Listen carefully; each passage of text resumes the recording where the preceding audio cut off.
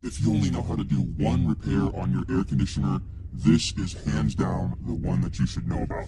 I feel like every homeowner should be capable of replacing this component and doing it in a safe manner, saving you hundreds, if not thousands of dollars over the next several years. So let's get right into it. Alright, so the first thing we want to do is make sure that the power is turned off.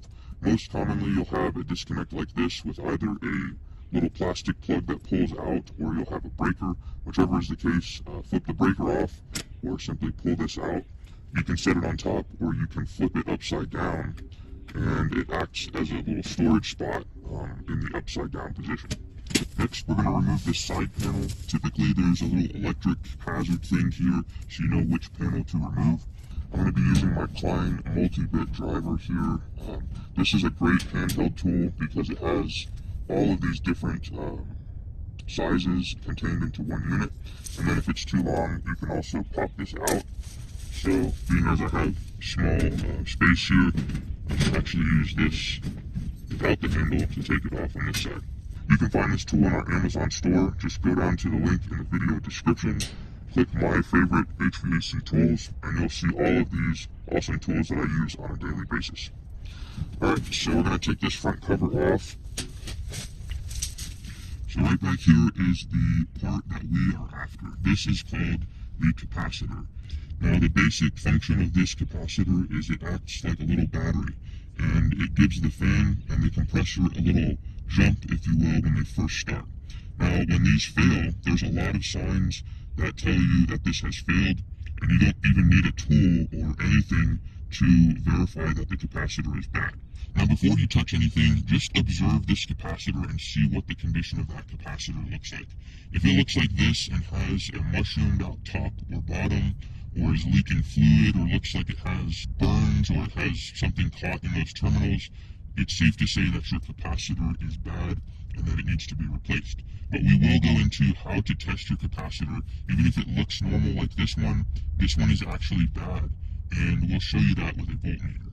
Now, being as this acts as a battery, this unit will hold a charge sometimes, and so it's very important that when you take this capacitor out, that you discharge these lines by jumping a screwdriver or something between all of the leads, and that will effectively discharge this unit. Then you can go ahead and take it out. Alright, so I'm going to show you exactly how I would do this, just so you know. First, I would just go ahead and arc these together while it's still attached to the unit, just for a little bit of additional safety.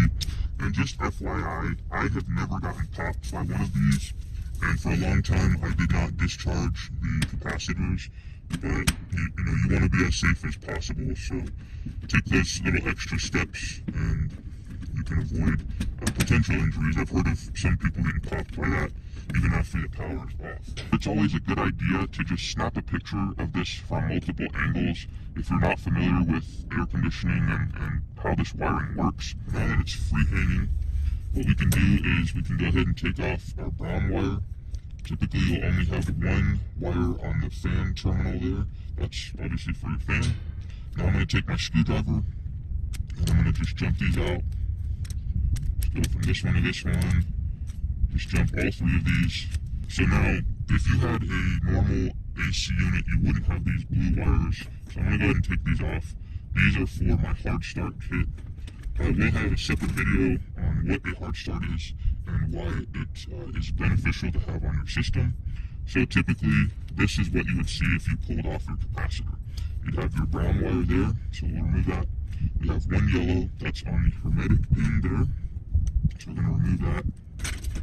And then we have a purple and a red on the C for common. So we'll go ahead and remove that. So now this is a freestanding unit. We can see what the values are. Mine is a 45.5. We can kind of inspect this, and we can actually test this with a multimeter to verify if this is good or bad. Okay, so we got our voltmeter. We're going to set it over to this setting here. It should be UF. That's for microfarads. So make sure that you have a voltmeter that measures microfarads if you want to do this test. You can get one for pretty cheap, and it's very easy to do. So we're just going to take one pin, we're going to put it on C, and then we're going to take one and we're going to put it on fan. As you can see, we've got 4.6, and if you remember this 5 right here, That is for the fan, and 45 is for the compressor. So plus or minus 5%, so we're within that range at 4.6. Now we're going to go from common to hermetic, and as you can see, we have 0. Now, this is totally ironic and a coincidence, but my capacitor failed at the very end of summer last year. And so this is a bad capacitor, but it looks totally normal. So this is a perfectly good brand new capacitor. Now we're going to test this one just for giggles. So between C and fan, we've got 4.9, which is right where we want it. And between common to hermetic or compressor, we've got 35.3, so right where we want it. So that's what you should measure if you have a voltmeter and you're testing your capacitor.